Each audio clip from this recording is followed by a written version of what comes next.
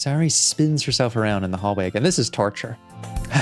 This is actual torture. The fact that, like, this game gates another ending around, like, hey, you enjoyed the misery of this game the first time through.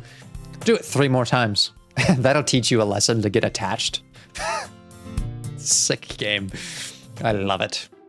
Hello, and welcome back to the show where I pretend that good things are possible when I know that they're not. I don't mean to begin this with such carving cynicism, but I know where we're headed, and I don't like it. I don't like it one bit, but I'm gonna focus on the journey instead of the outcome today, and just enjoy the time that we have with sweet Sayori and the literature club while it lasts. But oh, to return to those days of sweet ignorance of the tragedy that's coming. Now I just have to substitute that with the lesser potency of delusion that good things can happen to these girls. Well, that certainly is a fucking start. Well, let's continue here with our next poem for Sayori. So I believe at this point we're going to do our little work groups for the festival. We are going to fly through this part so I can spend time with the real best girl instead of these distractions. Oh, there she is. Came in a little bit late here. Yes, we've confronted her about spacing out. Okay. This is where things start to change. Not for the best for Sayori. You're spacing out again. Don't mind me. Is everything all right? Of course. Why wouldn't it be? I can imagine the last little encounter we had with her being very confusing. Because as much as Sayori desires a deeper connection with Anime Brady, she also feels extremely insecure about whether that attachment would be enough. Like, I think she imagines, yes, we might have this connection and there may even be a potential for us to be in love, but there's a potential for more love with these other people. And like, I'm the lesser choice, even if I am the choice. Picking me would be a mistake, which is like a bit of a rain cloud of core beliefs for her. It just feels like you're a little off. Sorry for assuming things. Geez, you worry so much about me.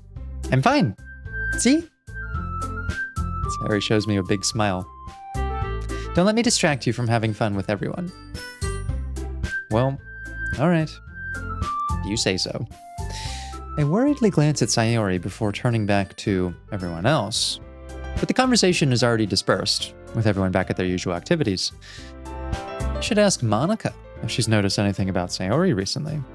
So Sayori is in her feelings. Okay.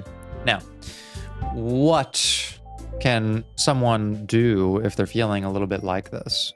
Remember in a previous episode that we talked a lot about values, okay, as these like guidelines that people have for how they can and should behave. And that these can be really great for helping you shape your behaviors and understand what's important to you, but they can also be the things that inform you when you're acting outside of a specified value system. We've made a lot of assumptions so far that like people start off with good values, like it's important for me to be a good friend, right? That could be a value that I could see for someone.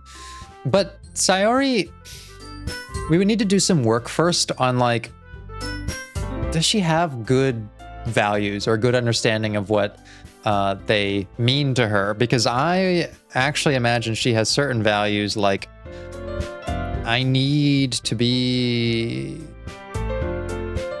useful to people, or I need everyone to be happy around me. Like other people's happiness is a value to me. And it's like, okay, that could be a value, but here's the problem with that. And here's the problem in general with like not knowing what your value system is and why it can lead to so much emotional discomfort. Even when good things are happening to you, like the boy she likes is giving her the attention that she craves. What greater achievement is there? The fact that that's not like a winning condition for her tells us some important things. And this is definitely a barrier when I'm working with people who like actually are having good things happen in their life, but they're not feeling good still.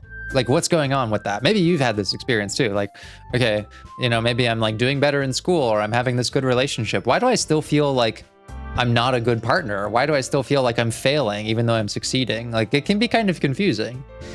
The evidence of your experience is not there to confirm it. And the secret is in what we're going to talk about today, which is that we should be thinking of values not as goals. Okay, they're not goals. They can inform your goals, but they are not goals. Because the difference here is that a goal is something you can achieve. Like, you can have a concrete, defined experience of achieving a goal. Maybe the goal is even a specific object. Like, my goal is to get a diploma. Like, I will get that at some point. My goal is to be in a relationship. Like, it's tangible, right? Values are not tangible. Like, you will not achieve them, which is kind of an odd idea. Like, if I have the value that says I need to be a good person, or it's important for me to be a good person, you're not going to get like a stamp, like, here it is, you've been a good person today, right? They're not tangible experiences so much. You don't achieve values, you don't experience them as concrete things. And so, whereas Sayori has this idea that I need to be useful, she's thinking of this more like it's a goal. Like, at some point, I will do enough for someone to feel useful to them, and I will feel this like unburdening of pressure to myself. And that's why it's like not really a great goal or a value in a sense, if we're thinking of it like that, because the experience of living to your values is about action, whereas goals are more about outcomes.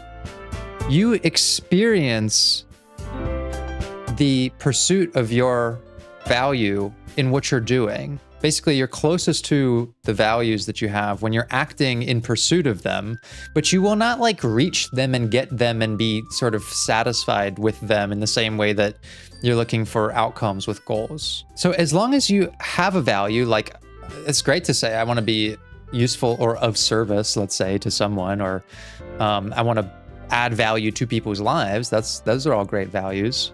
Then you need to think about this differently, right? You need to say to yourself, okay, well, I want to add value to people's lives. When I have a good day with my friends and we're hanging out and they're laughing and I'm laughing, like, I need to be less focused on whether at the end of the day they're saying, yes, it was worth spending time with you and you added value to my life. That would be like something more tangible that you're hoping to experience. And more like understanding that your intention and your actions were living in pursuit of this value, and that is enough. Focus less on the outcome, because it's not likely to get something that tangible, nor is it really sustainable to depend on people saying, yes, you were a good friend today. You were useful to me today. Like, you can see how this can create some insecure dialogue, even when people seek validation and they're like, am I good? Am I being a good partner? Do you still love me? Right? If you've experienced that or found yourself wondering this, like, you are thinking about the goal of being lovable when that's not really a goal or an outcome. Like, you're not going to sort of get that tangibly. Your value is probably something closer to self-worth or love or connection. Like, those are good values, but you're not going to get connection. There is not a self-worth cup that will eventually be full and you'll tangibly be able to take a deep, long, satisfying drink from it. Like, you will just have to act in pursuit in the general direction of these things, and then you are satisfying that value. And the outcome will just be something different. It will be like more experientially specific. Like, my value is connection. And so my goal would be to spend the afternoon with my friend and we have a really meaningful conversation. Like, that's okay. That's an outcome, right? But thinking about it, like, you're going to have this tangible sense of how much you connected it's just going to make it feel unattainable. And that's why I think Sayori is confused. She is in the right direction with like what she cares about. Everybody wants connection. Everybody wants to be loved. But her focus is more on things that feel like outcomes, like am I getting, you know, attention, or am I getting too much attention when Anime Brady should be giving attention to other people? Like, she's confused. She's confused about the difference between these two things.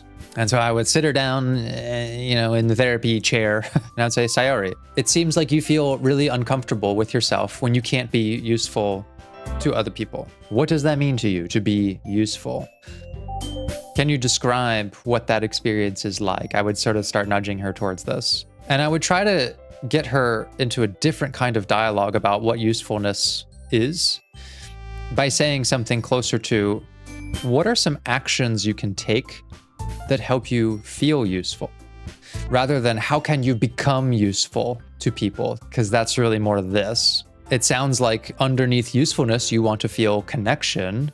And what are some steps that you could take to feel like you are connecting with someone, like connecting, not that you've gained connection. Like, I would just try to make this a more active, persistent experience rather than outcomes driven. And this is like at the root of so many things when people are like, I want to feel happy. And it's like, okay, well, that's, I don't know, that doesn't feel like a goal.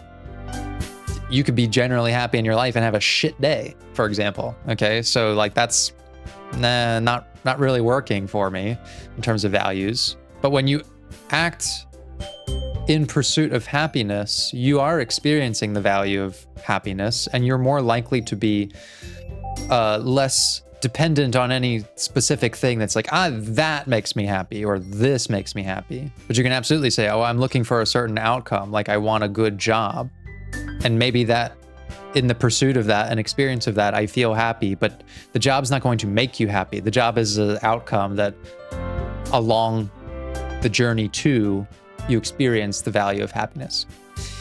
This is really where I would start with her.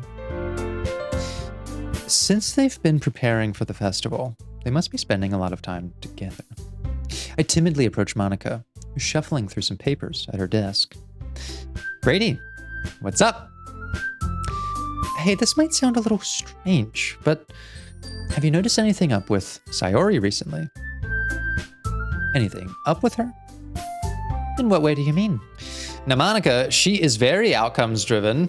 I think we can also see. She focuses a lot on goals, like finishing a piano piece, putting together the best festival. Like, they're very contained targets that she's looking for. But I find that actually makes her a little more emotionally distant and cold, especially in this route, or like in her relation to Sayori, because like she does not act, we know, in accordance with what are likely her values. Like, it's not in her value system to like amplify the distress of someone who is depressed. She's focused on the outcome of not being trapped in this game and her own terrible circumstances. And the values are sort of irrelevant to that along the way until she sort of discovers that she's not satisfied with how she's behaved and restores them.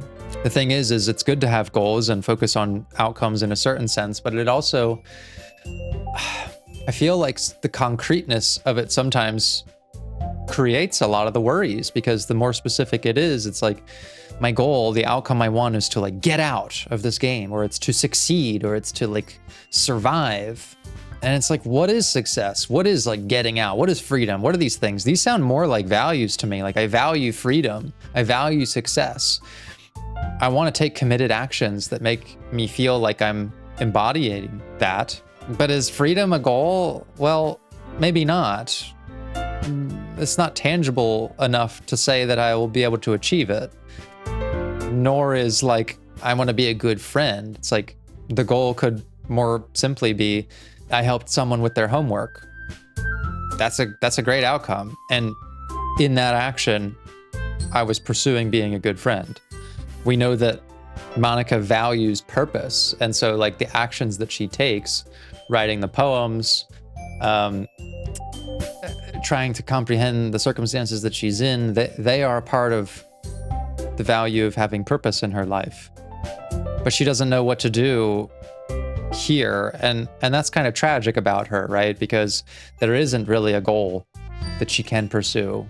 She's sort of self-aware that And there is no escaping this. And maybe that's even part of her own breakdown, is she doesn't have the ability to pursue concrete goals. She feels like her path is predetermined. It is. And it feels like the values matter less because they're not related to anything tangible. Which, like, if you don't have values to live by and all goals feel unattainable, what do you care about? It's kind of a recipe for depression or hopelessness at the least. Well, and here I thought this would be a lighthearted episode. Maybe I'm reading into it a little too much, but she seems a bit downcast today. Oh, you think so? I can't say I've noticed anything about her. Monica peers across the room at Sayori, who is idly dragging a rubber eraser up and down her desk. Maybe there's something on her mind.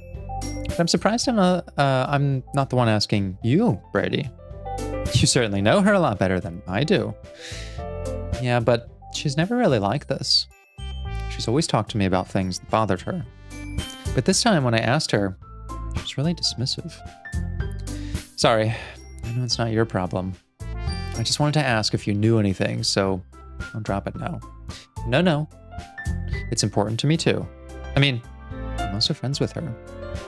But before all of that breakdown, there is a clear harmony here between these things for Monica. Like, she does value being a good friend, right? And she takes actions like consoling when she needs to, even though we know that she kind of fucks with her here. But there is at least still some attempt to maintain like a genuine pursuit of something, even though she already feels pretty trapped at this point. And I also care about the well-being of my club members, you know. Maybe I'll try talking to her myself. Are you sure about that? She seemed like she wanted to be left alone. Are you sure? Maybe she just has a hard time bringing it up with the person of interest. Person of interest? What do you mean by that? I'm saying that maybe the thing on her mind is you, Brady.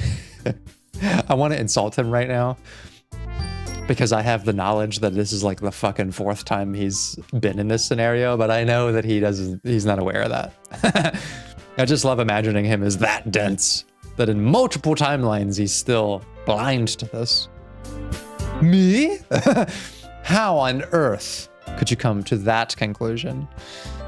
Well, probably shouldn't say too much, but Sayori talks about you more than anything else, you know. She's been so much happier ever since you joined the club. It's like an extra little light was turned on inside her. What? No way. Sayori is always like that. She's always been full of sunshine. Oh, what a kind thing to say. It's not any different now than it's always been. You're so funny, Brady. Have you thought that maybe you've always seen her as so cheerful? Because that's just how she is when she's around you. I said too much. I'm sorry. What do I know anyway? I didn't mean to jump to conclusions, so you should just forget what I said. I'll try to talk to her, so try not to think about it for now. All right. Monica smiles meaningfully. I know she said to forget about it, but I already know that I won't be able to get her words out of my head. Monica stands from her desk and walks over to the room where Sayori is sitting. I watch her kneel down next to Sayori and gently talk to her. She's keeping her voice so quiet that I can't hear her from here. I sigh and sit myself down. I know Sayori told me not to worry about her, to have fun with everyone else. But that's impossible to do when she's behaving like this. So I think that this is also the root of Anime Brady's stuck point here, which is that he's coming up against a barrier for both of these things too. Like, he has a value here of being a good friend. It's important for me to support others in their time of need. It's also important for me to respect if they need or want distance from me. And he is living in committed action to these things by like not going over, not eavesdropping, giving her space. But the outcome feels unsatisfactory because he knows something is up and he can't do anything about it. And it's like, that's its own kind of value conflict, right? When you know that you're acting in pursuit of good values, you are doing the right thing, but it still doesn't feel good because the outcome is Sayori's sad and I'm anxious. And that's like many times something I'm trying to provide context for in the therapy is like, people come in and they're like, why do I feel like this? I'm succeeding, but I still feel like a failure. My partner says they love me, but I still feel like I'm not doing enough. Well, let's explore some of those values. Are you acting with committed action to them? Often, yes. But the outcome you're getting, or not getting in some instances, is like not very tangible. So sometimes it's just about saying, look, stay the course. You have clear values and you're acting in accordance with them. And right now that's enough. Focusing so much on what proves that is kind of making you miserable. And I think that's just creating some of this anxiety for him. Like there's little he can do besides stay the course. You are being a good friend by leaving her alone, actually. Exactly how much do I care about her? I'm letting this weigh me down so much. Now it feels like I'm the one behaving out of the ordinary. Oh, I feel for him. He's confused, baby boy. I just want to tell him you're doing okay, bud.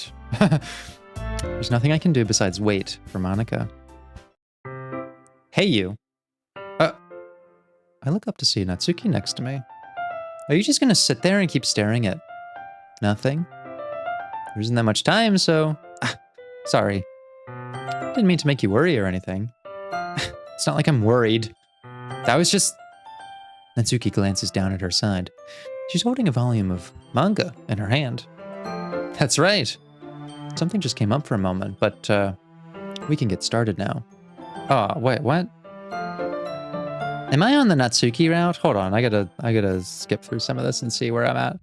Okay, I just did a little clicking around, and I think I have fumbled this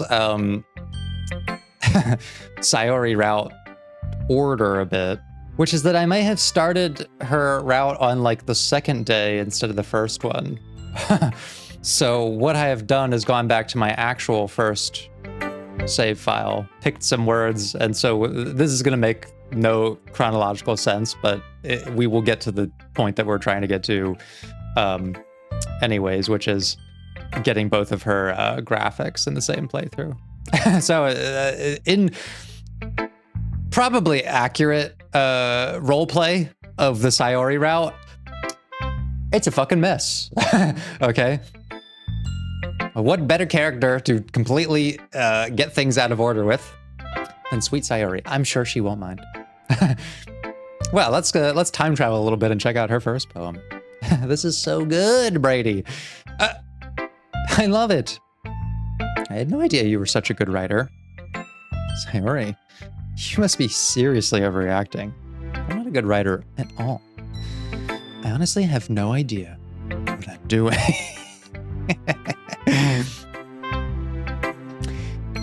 You would think 14 episodes into this series, 180 videos on the channel, or thereabouts,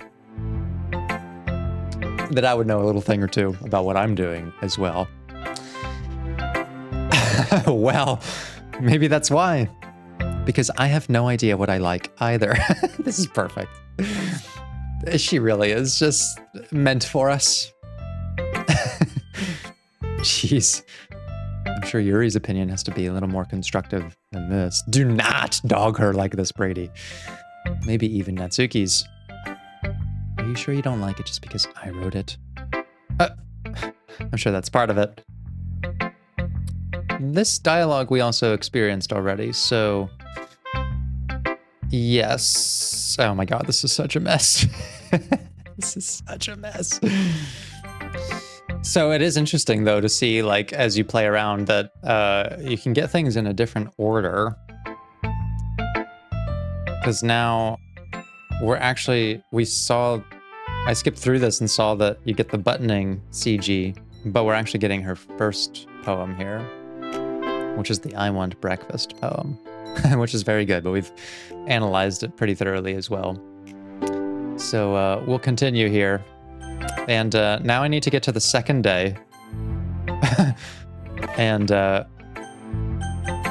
see her other graphic. Oh, what a fucking mess. Oh, but we actually will get a moment here to check out Sayori's response to the fight. I forgot about this. I never picked her before. Help me, Sayori. Natsuki. Natsuki glares at me, drying up any words I had in my mouth. So instead, I turn to Yuri. Yuri. But Yuri's expression is so defenseless that I can't bring myself to say anything to her. Sayori! Yeah? Everyone's fighting is making Sayori uncomfortable. Cease this now. How dare you make her uncomfortable? How can the two of you keep fighting when you know you're making your friend feel like this? Ooh, he's weaponizing their attachment. Brady, well, that's her problem. This isn't about her. I agree. It's unfair for others to interject their own feelings into our conflict. Yeah, unless Sayori wants to tell Yuri what a stuck-up jerk she's being. She would never. It's your immaturity that's made her upset in the first place. Excuse me. Are you listening to yourself? This is exactly why nobody likes... Stop! Natsuki, Yuri, you guys are my friends. I just want everyone to get along and be happy. My friends are wonderful people. And I love them because of their differences. Oh my God, she is so pure-hearted. She just speaks so clearly. Like, that's one of the things that I adore about her, is that there really isn't a lot of like dual motives or hidden agendas. She just says what's true. And I feel like this instance, what we're seeing right now, is actually a good example of when she's in harmony with these things. The goal here, the outcome, is to get my friends to stop fighting. And I am doing so by committing to the action of being honest with them. There's a value of honesty. There's a value of being at peace. There's a value of being genuine and being vulnerable even. And the outcome can come as a consequence of that. Natsuki's poems, they're amazing because they give so many feelings with just few words. And Yuri's poems are amazing because they paint beautiful pictures in your head. Everyone's so talented. So why are we fighting? But because, well, also, Natsuki's cute and there's nothing wrong with that. And Yuri's boobs are the same as they always were. Big and beautiful. I think Sayori's got kind of a boob thing. She seems pretty fixated on them. Sayori stands triumphantly. Look at that. She even feels in harmony here. Monika stands behind her with a bewildered expression. I'll make some tea. Yuri speeds off. Natsuki sits down with a blank expression on her face, staring at nothing. So this is why Sayori is vice president, I whisper to Monika. She nods in return. To be honest, I might come off as a good leader and I can organize things, but I'm not very good with people. I couldn't even bring myself to interject. Interesting. Why? Well, leadership is a good value that Monika has, but maybe she couldn't figure out a good outcome to achieve there that would maintain good leadership. Like, she actually stopped herself from acting in commitment to that value, maybe because she didn't see the outcome as achievable. As president, that's kind of embarrassing of me. No. It's not like I can blame you. I wasn't able to say anything either. Well, that just means Sayori's amazing in her own ways, isn't she? You could say that. She might be an airhead, but sometimes it's weirdly suspicious that she knows exactly what she's doing. I see. Take good care of her, okay? I would hate to see her get herself hurt. That makes two of us. You can count on me. Monica smiles sweetly at me, causing my stomach to knot. Such a genuine person really does make a good president, regardless of what she says. If only I could get the chance to talk to her a little more. Well, let's not focus on Monica right now in this very instance. And, yeah, I think we can proceed from here because we have to now see Sayori on day 2, which we've gotten some of that dialogue already, but not the unique scene. Here's the thing. Brady. Real Brady. I have some, I want to call them like corrupted values in a sense. Like, they're good things to want, but like the way I want them is not always good. Like, control. I want to be in control of like the outcome being a good video, entertaining experience for you, right? And I get hung up sometimes on like, okay, where does this belong? Is that really a good value to have? Well, maybe the value that I should be looking for is like sort of like putting in effort. You know, it's important for me to put effort behind things. And it's not good to value perfection, because even with committing to that action, I'm probably not going to be able to achieve it. But ultimately, if I put in the effort and I value having fun along the way and actually value like, you know, giving myself some grace here, then it's probable that like the video being good as the outcome is attainable, even if I felt along the way that like, you know, the things were being a mess. Like, I think that that's a struggle of my own, this little paradigm, which is that I tend, like Monica, to focus quite a bit on outcomes and forget that really the pursuit is, can I live in accordance with the values that I have? And the outcome will sort of manifest itself.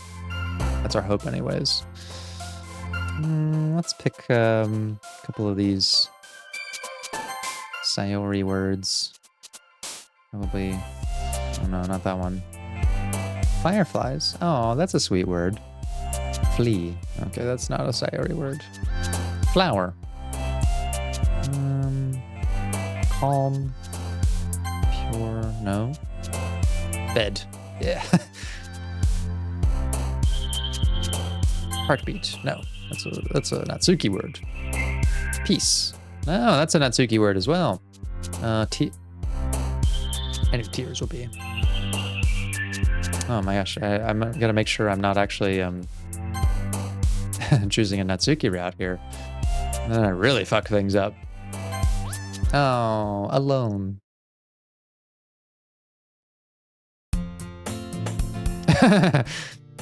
Okay, I gotta find a place here that is not a repeat.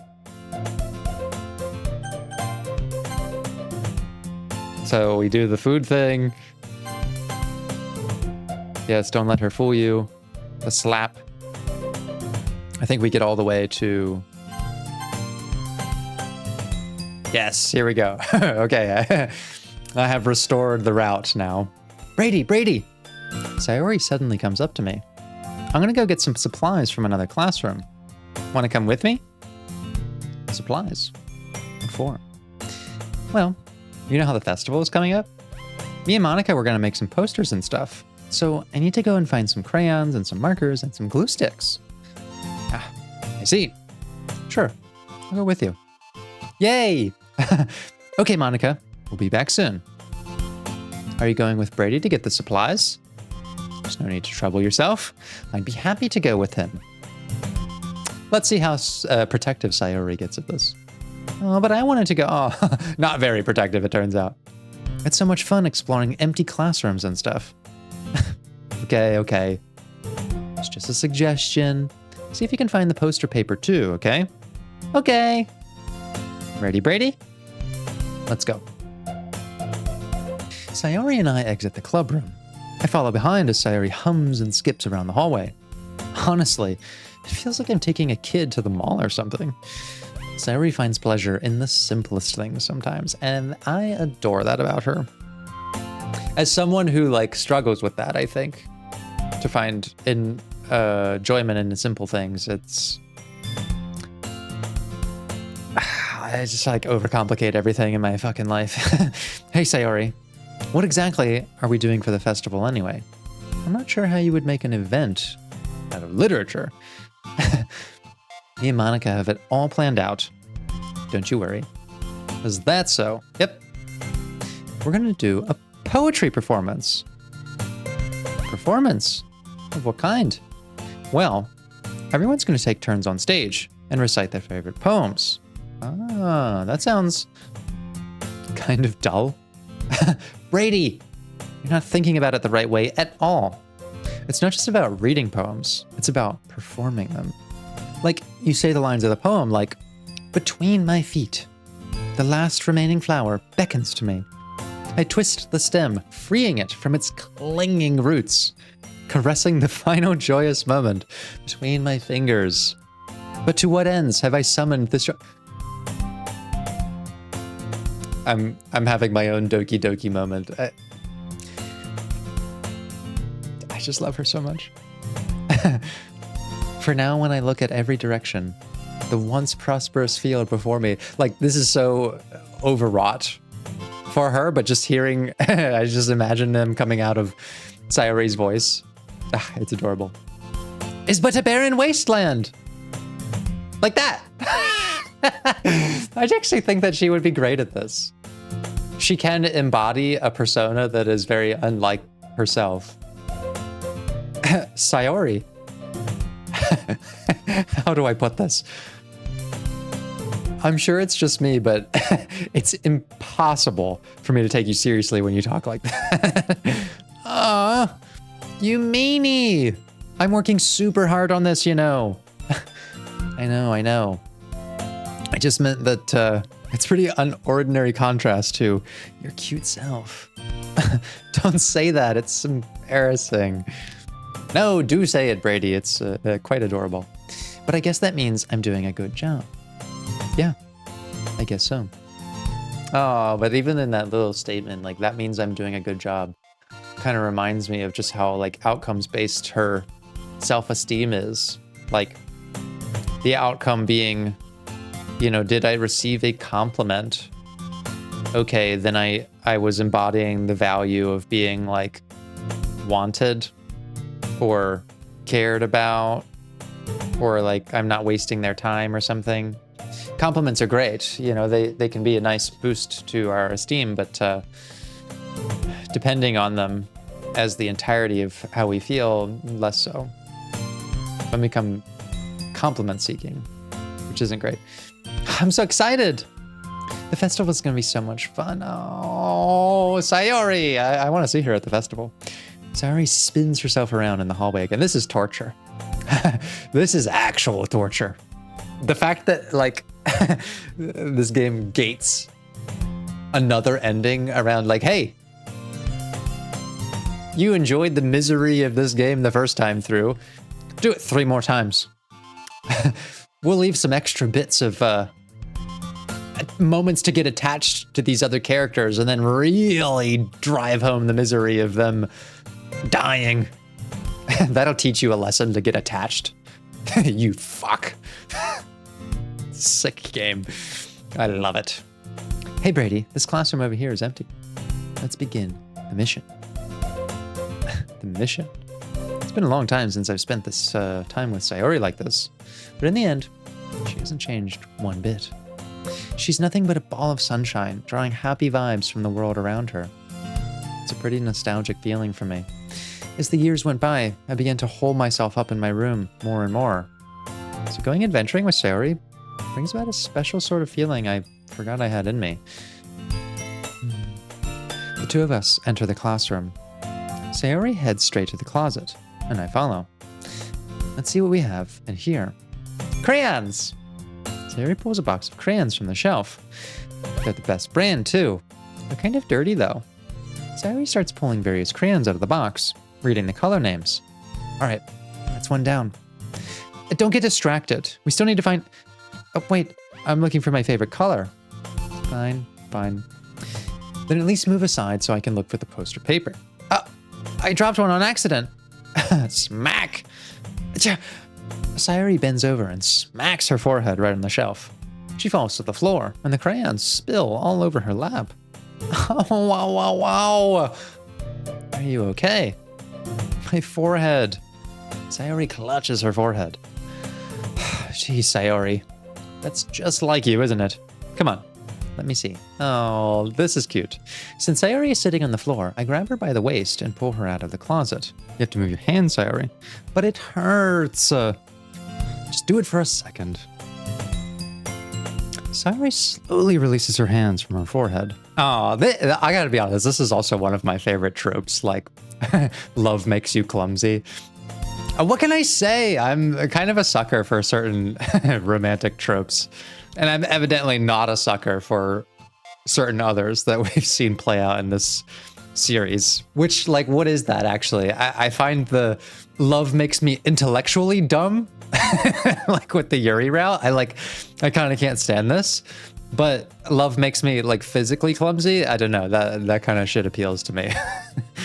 Yes, there is a Sayori bias in this playthrough. Okay. Haven't you been paying attention? I gently brush her bangs to the side. I sound like such a hypocrite, I know. The Yuri enjoyers. Fuming still. But the Sayori lovers, it is your time to shine. Come in and take a deep drink of appreciation of this route like I am right now. There's nothing to criticize here. Ow! Sorry. There's a huge red mark on the center of her forehead. A bump is starting to form as well. Man, that's gonna swell up. At a previous moment, I might have insulted Anime Brady here for making an obvious comment. But for whatever reason, I find his dialogue here to be sweetly consoling. It's just more evidence the therapists are just people, okay? We've got our own blind spots and biases and things I can nor will try to justify for you of why I think and feel the way I do. I'm sorry. I'm not, though. I should find you some ice. Brady, where would I even find ice at a time like this? I guess a cold drink would do. You don't have to... I'm fine with looking like a unicorn. Oh my god, she is so adorable. She is so sweet. Looking like a unicorn because of the bump. Even wincing from the pain, Sayori makes a silly joke. What are you saying? I'll be right back, okay? Okay. I pat Sayori on the shoulder and run out to the hallway. I locate the nearest vending machine. What should I get? Doesn't really matter since it'll be used as an ice pack rather than to drink. But I know Sayori likes apple juice. Look at him. Just look at him. He's not just using like recently gained knowledge about her to take advantage of the moment and get close to her. Like he actually knows this about her. Ah, it's so sweet. In just a moment, I'm already returning to the classroom where I left Sayori. She has one palm on her forehead and is using the other to clumsily scoop crayons back into the box. At least they were already in the wrong spots before I spilled them. Oh, she's so adorable. Sayori, here. I hand Sayori the bottle of apple juice. It's nice and cold. Sayori opens the cap and starts drinking. Oh, my heart. Sayori, what are you doing? It's for your forehead, idiot. Sorry, I forgot. How hard did you hit your head? Sayori places the bottle against the bump in her head. It stings. Just bear with it. It'll feel better soon. Looks like you cleaned up most of the crayons, so that's good. Hey, Brady. This kind of reminds you of growing up, doesn't it? Oh, this is like actually a sincere moment. Like, they're actually taking a moment to reflect on their relationship instead of sort of being distracted by their own infatuation with one another. Which, as much as I liked the Natsuki route, like it did turn into more like dumbstruck by love, where it's like, it's just like, it's pretty sincere. What do you mean? You know how we used to play outside all the time? I would always try to keep up with you. You were kind of oblivious in some ways. Like I usually fell behind or had trouble climbing on the things you did. But sometimes when I tried to do things I couldn't, I'd get myself hurt. I'd fall and scrape myself or get a bump. I would start crying really hard. And you would rush over as quick as you could. You would try really hard to get me to stop crying. It was almost like you blamed yourself and were afraid of getting trouble if someone found out. Even though it really wasn't your fault at all, you know? To me, that says that she's having an easier time seeing what is a valued action by Anime Brady, which is that regardless of what the outcome was, maybe it was to not get in trouble, she can still connect with the idea that regardless of what it's for, I'm helping Sayori, I'm helping my friend. I'm taking care of her. Maybe it's to get myself out of trouble, but does it matter? Did I really do that? Yeah. You don't remember? Good to think of it. Maybe I do remember a bit. I guess I was always so focused on my games that I didn't pay enough attention to. Oh my god. What is happening? He's like also like legitimately reflecting and like gaining new insight about their relationship. And he's recognizing that paying attention to Sayori was something really important to her. So in a way, it was my fault. Kind of like this time too. If I wasn't rushing you out of the closet, you probably wouldn't have hit your head. Brady, I don't think you realize it, but you're always thinking about other people. In this route, yeah, he's like such a more genuine person, acting not just in self-interest. Even after all these years, you're rushing to help me, even though I'm just being clumsy. You're really, oh my god, this is like, it's so sweet. Yeah, fuck it, I'm a sucker for this kind of stuff. I don't care. Toxic love has its appeal. You know, it really does. And so does having to fight for affection, like a tsundere. But I think sincerity is sort of plucking at my heartstrings a little more than the rest. Fuck it, I don't care. This stuff makes me feel things. You can judge all you want. Don't call me that. And I really don't do this thing all the time. I guess when it comes to you, it just feels natural. Before I even know it, I'm treating you like that. I guess that's what happens when you've been friends. Oh, I'm also realizing though, for a brief moment, I forgot where this goes. I'm being swept away by like sweet dialogue and sincerity, knowing that the purpose of this is to make what happens to Sayori maximally painful, especially like on her own route. Oh my god, that's just brutal. Really? Maybe you're right, Brady. I'm so glad that nothing's changed between us. Do you think it'll be like this forever? Forever? If I'm honest to myself, there's no telling where we'll each end up for college or after. Just like thinking about the future. Where has this Brady been? Where has this Brady been? He's been gone. He's never been here, actually. He's not been gone because he's never been. It's like literally the first time his thoughts have traveled outside the context of the game. Like, even just this line makes him feel more real than other times we've been him, knowing that he's just an artifice of the game. Like, do the other characters have the capacity to think about the future? I think this is just the Sayori effect. So it wouldn't be fair to... Look at this guy. Look at this emotionally mature guy. It's not fair to make promises. But... Ah! It's just so sweet. It's like emotional candy for me. I love it. Well, I hope so. It's been this long already, right? I can't imagine you ever changing, so my hopes are up. I'm so happy. Sayori has a whimsical expression in her eyes. What I love about this exchange is it's like not even inherently romantic. Like this could easily just be a deepening of their bonds of friendship. There's like nothing silly about it. It's kind of great. Remain silent for a moment.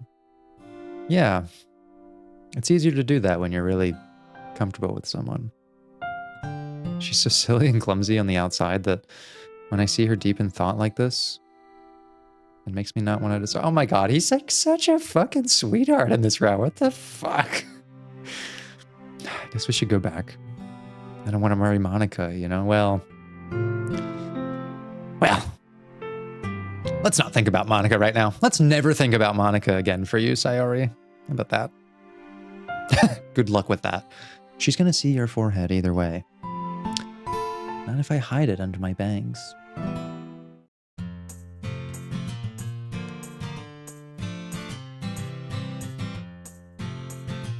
I just love love. What can I say? Sayori hops to her feet. She clutches her forehead again. Don't stand up so fast. Look at the genuine concern he shows. He's not acting dumb for the sake of being dumb. It's like genuinely caring for her. Don't stand up so fast after hurting yourself. Well, I guess it's too late now. Anyway, let's go. We follow Sayori out of the classroom. Sayori plays with her bangs to try to hide the bump, but without much success. In a moment, we make it back to the club room. Ah, you're back. Good timing.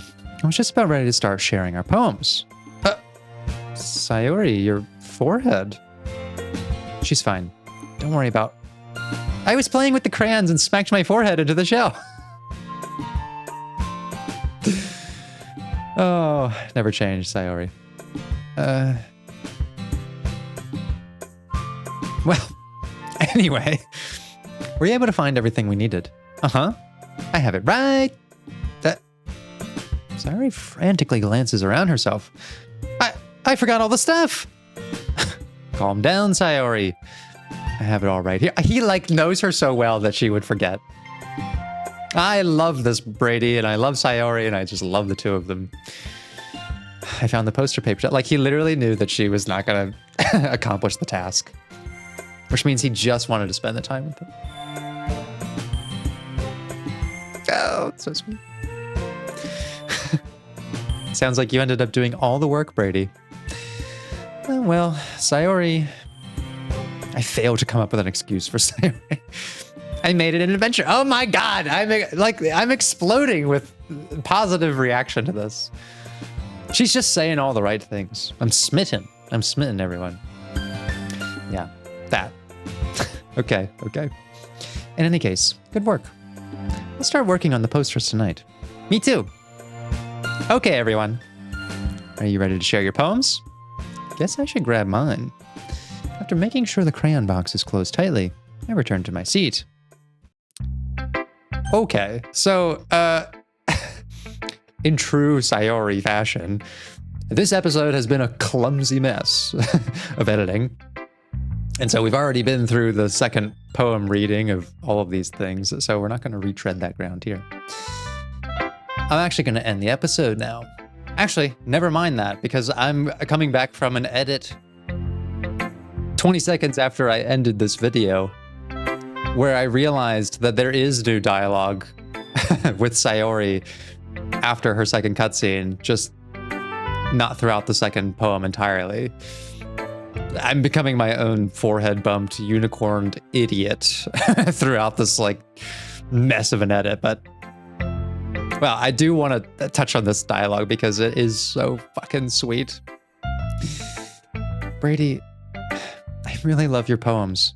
I can't believe you've been hiding these from me. I'm not hiding anything, but your poems are so good. Yesterday's and this one too. You can't tell me you haven't done this before. I mean, you're really the only one who feels that way, so... no way! Not even Natsuki? Well, I guess Natsuki is the least likely to admit how much she likes something, but I don't think it's that. What do you mean? Well, I guess I'll be honest about it. It's a lot easier to write poems when I'm thinking about you. Oh! I just appreciate how much more direct he is in this route. What? Stop thinking weird things, idiot. I just mean that you're a really expressive person, I guess. How am I supposed to write poems about my own stupid life? But you somehow make everything in your life an adventure.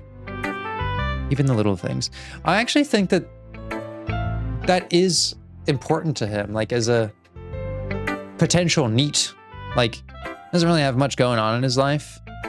And Sayori doesn't think this of herself, but it's clear that he sees her as this kind of like thrust of adventure in his life. Even if it's just because he's sort of making up for her faults or like dealing with the crazy shit that happens around her because she's clumsy. Like, it clearly inspires him to put motivation behind things that he normally wouldn't. Sayori is a good influence on him, basically. It gets him to care about stuff. And clearly care more about himself. Like cooking. Let's not talk about that. The adventure of preventing the fire, of course.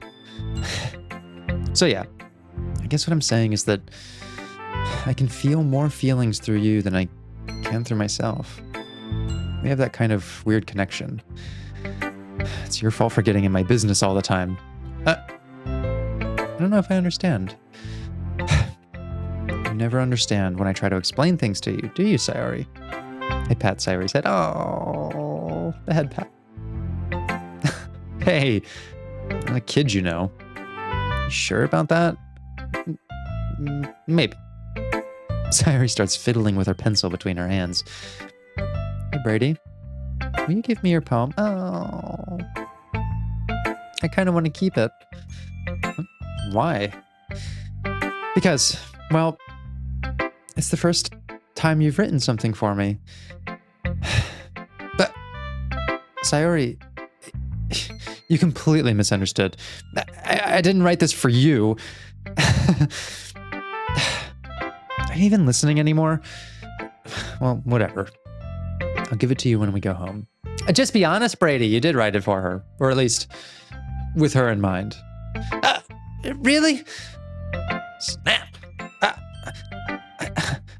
I broke my pencil. Sayori hastily bends down to pick up the piece she dropped. But being inattentive of her surroundings, she bumps right into me. Sorry. It's fine. It's fine. I'll get it for you. I bend down and pick up the broken pencil. Sayori clutches the desk beside her to support herself, knees shaking. I'm a little clumsy today. Let's sit down, Sayori. Yeah. I grab Sayori's arm and help her sit at the desk. Anyway, I still haven't read your poem. Oh, sorry. I forgot about that. It's not as good as yours. Just don't worry. I'm sure I'll like it. Okay. This is where we're actually going to pause things for now. Because, unfortunately, what's coming next is Act 2. Now, because of the way that we're going to do this, I am going to pick up Act 2 with a Natsuki focus, because we already did a Yuri focus in the first go-around, and there is no Sayori focus in Act 2. So this is where we will get to see terrible things happen to Natsuki and everyone else. So I hope you enjoyed this episode. I certainly did. It may be the last time we feel good together until the end. Bittersweet, like Sayori said. Well, thank you for watching, everyone. I'm just going to enjoy these warm feelings that I have before everything gets terrible again. Well, that's how life is sometimes. I'll see you next time, everyone. Be good to yourselves.